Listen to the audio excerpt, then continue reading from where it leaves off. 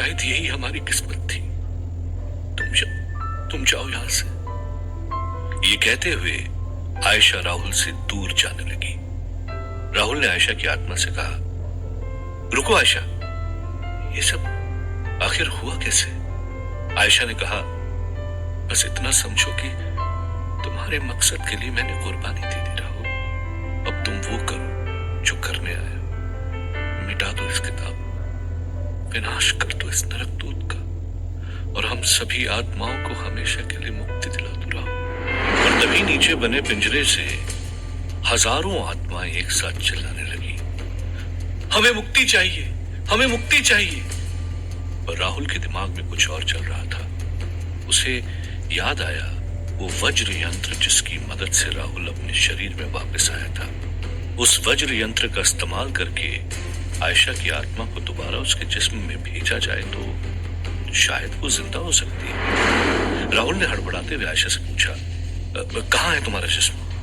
आयशा ने हैरानी से पूछा, क्या करोगे मेरे जिस्म का राहुल? मैं मर चुकी हूँ।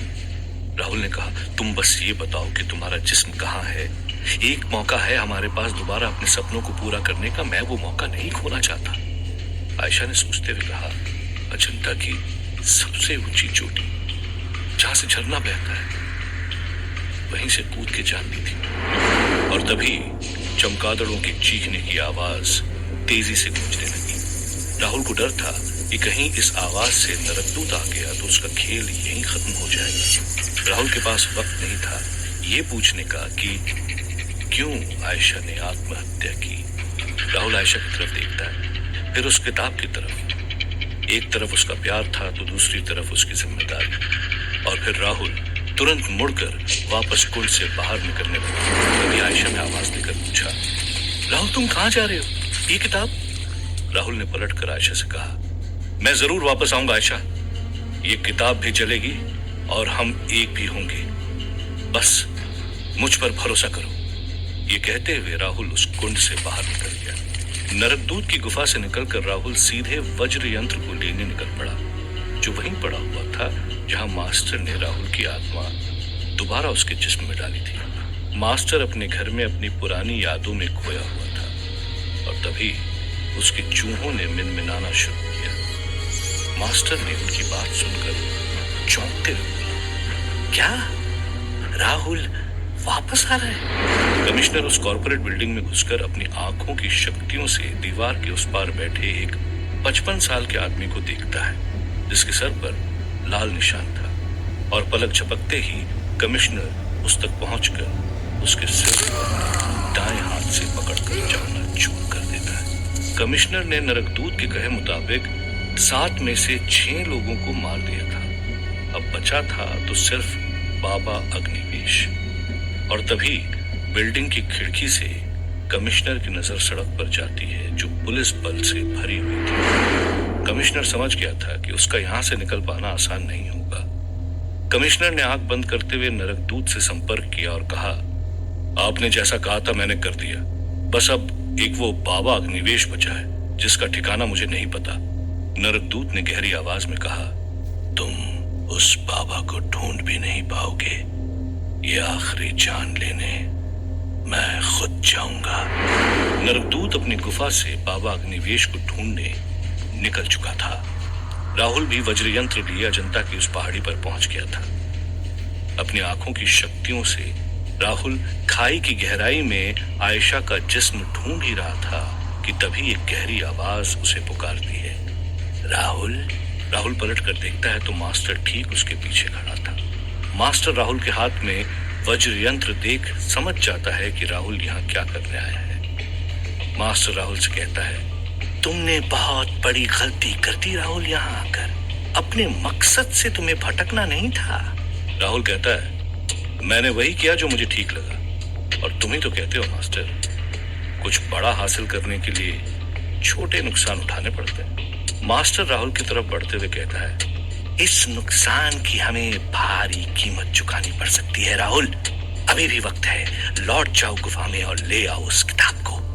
राहुल निडरता से कहता है, वहीं रुक जाओ मास्टर, अब मुझ में शक्तियां वापस आ। मास्टर अपना सर हिलाते हुए कहता है, इंसान से बुरा काम जबरदस्ती करवाया जा सकता है, पर अच्छाई उस इंसान के अंदर से ही आती है। तुम्हें जो सही लगता है करो, तुम्हारे साथ या तुम्हारे बिना मुझे नरकदूत का सामना करना ही है। राहुल बिना वक्त बर्बाद किए उस खाई में कूद पड़ता है। नीचे पहुंचते ही राहुल आयशा के जिस्म को ढूंढने में लग जाता है और तभी राहुल को मिलती है सिर्फ हड्डियां। राहुल ये देखकर चौंक गया था। आयशा का जिस्म यहाँ 3 दिन से पड़ा था। अब तक जंगली जानवरों ने नोच नोच कर आयशा के जिस्म का मांस खा लिया था और बची थी सिर्फ और सिर्फ हड्डियां। राहुल को समझ नहीं आ रहा था कि अब वो क्या करे और तभी राहुल ने उन हड्डियों को उठाकर दोबारा चोटी पर उड़ान भरी। चोटी पर पहुंचते ही राहुल चीखने लगा, मास्टर, मास्टर मेरी मदद करो आयशा को जिंदा करने में। पर मास्टर तब तक वहां से जा चुका था। राहुल को कुछ समझ नहीं आ रहा था। उदासी उसके चेहरे पर साफ झलक रही थी और तभी राहुल को ख्याल आया, बाबा अग्निवेश, हाँ वही आखिरी शख्स हैं जो मेरी मदद कर सकते हैं। राहुल तुरंत उड़ता हुआ बाबा अग्निवेश की कुटिया की तरफ उड़ चला। बाबा अग्निवेश एक छोटी सी कुटिया में बैठा सूखी रोटी खा रहा था। तभी उसे किसी और की मौजूदगी का एहसास होता है। बाबा धैर्य से पलटता है तो उसके सामने नरकदूत हवा में तैरता हुआ बस बाबा को घूरे जा रहा था। बाबा ने हल्की मुस्कान के साथ कहा, तो तुम आ ही गए। नरकदूत ने धीरे से कहा, मैं जानता हूं बाबा, तुम किसी का पक्ष नहीं लेते, पर खुद को नरकदूत बनाए रखने के लिए तुम्हारी जान देना मेरी मजबूरी है। बाबा ने कहा, मेरे पास ऐसे कोई शब्द नहीं जिन्हें सुनकर तुम रुक जाओगे, इसीलिए जो करने आए हो करो। नरकदूत बाबा की तरफ बढ़ ही रहा था कि तभी एक जोर के प्रहार ने नरकदूत को दूर फेंक दिया। नरकदूत चौंक उठा और पलट कर देखा तो राहुल वहां बाबा के सामने खड़ा था। नरकदूत ने चौंकते हुए पूछा, यादव तो यहां? तुझे तो मैंने गुफा में छोड़ा था। राहुल ने कहा, मैं यादव नहीं राहुल हूं। बाबा की मदद से मुझे मेरा जिस्म मिल गया जो तूने मुझसे छीना था। मेरे होते हुए तू बाबा को कोई नुकसान नहीं पहुंचा पाएगा नरकदूत। नरकदूत ने चिल्लाते हुए कहा, भूलो मत राहुल, तुझे ये शक्तियां मैंने ही दी है। एक बार तो तू मुझे धोखा दे सकता है, पर बार बार नहीं। राहुल कहता है, ये शक्तियां और मेरा दिमाग काफी है बाबा की जान बचाने के लिए। ये सुनते ही नरकदूत जोर से राहुल की तरफ तेज हवाओं का वार करता है। राहुल बाबा को बचाते हुए झुकता है जिससे पूरी कुटिया उड़ जाती है।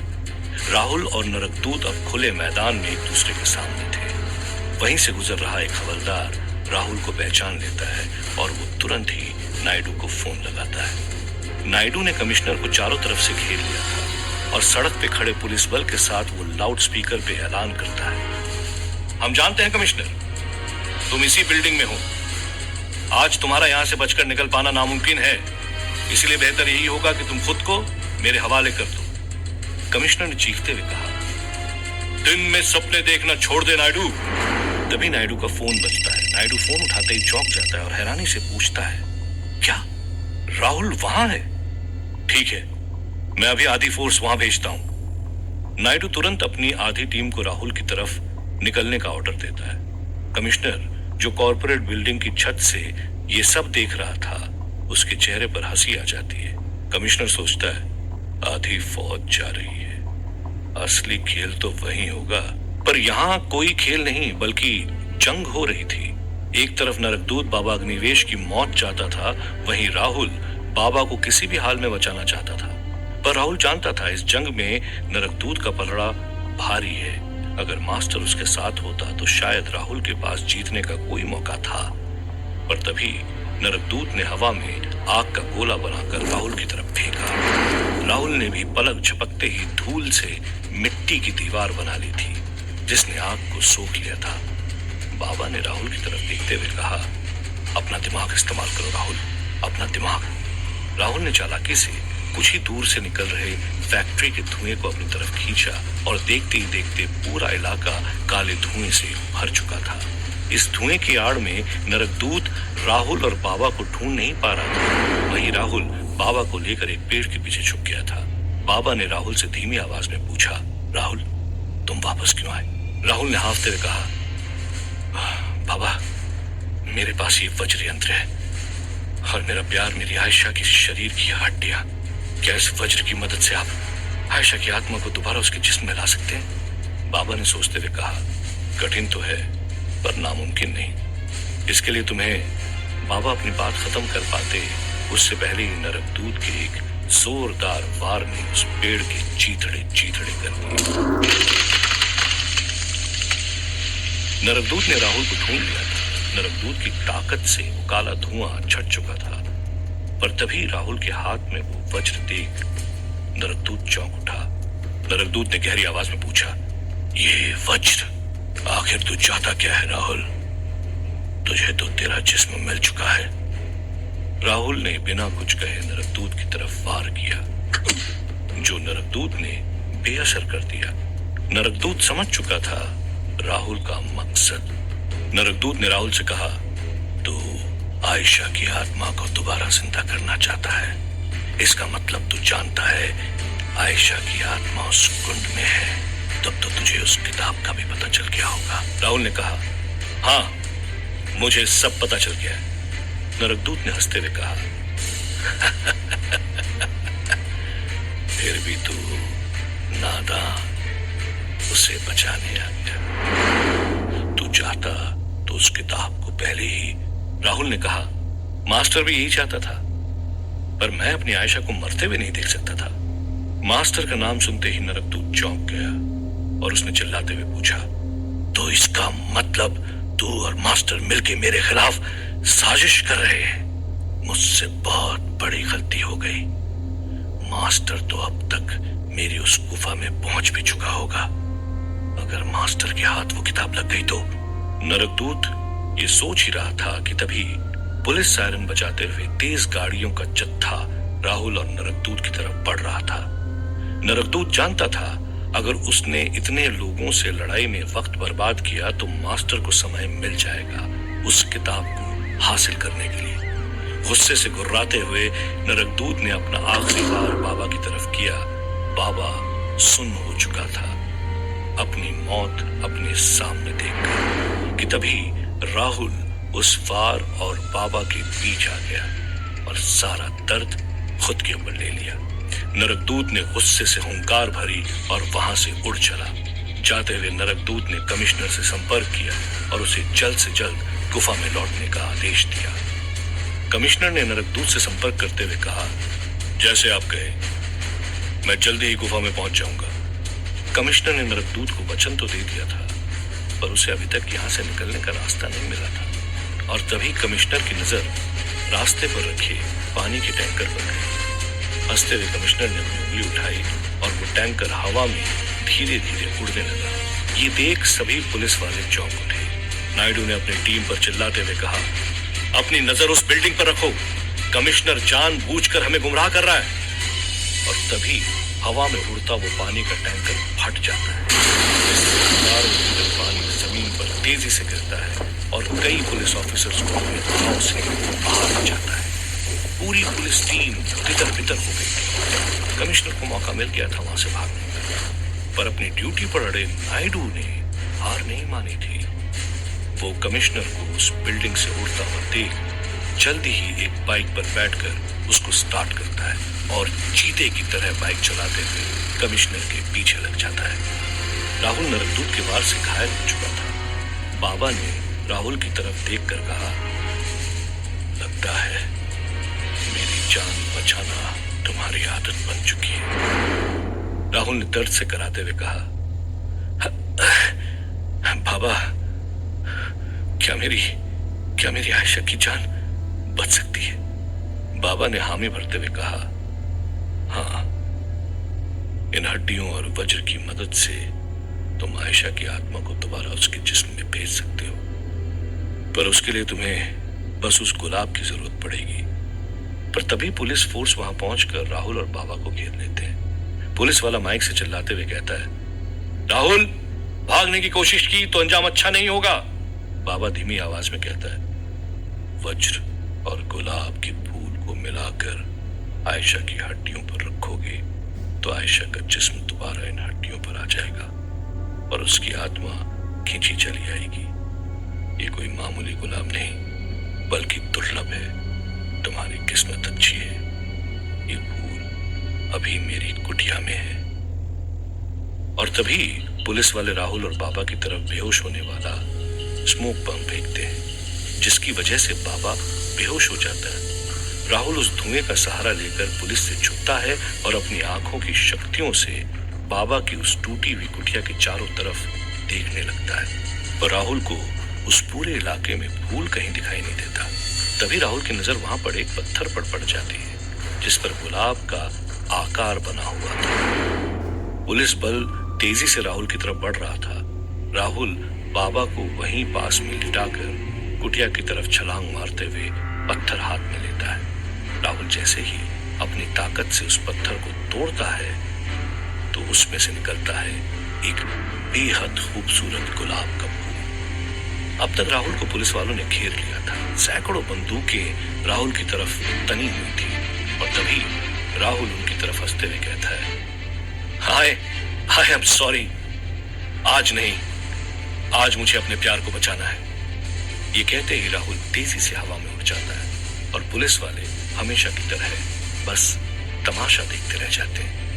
राहुल एक उम्मीद के साथ नरकदूत की उस गुफा की तरफ बढ़ा चला जा रहा था। अजीब बात तो ये थी कि इस कहानी का हर किरदार अपने अपने मकसद से उस गुफा की तरफ बढ़ चुका था।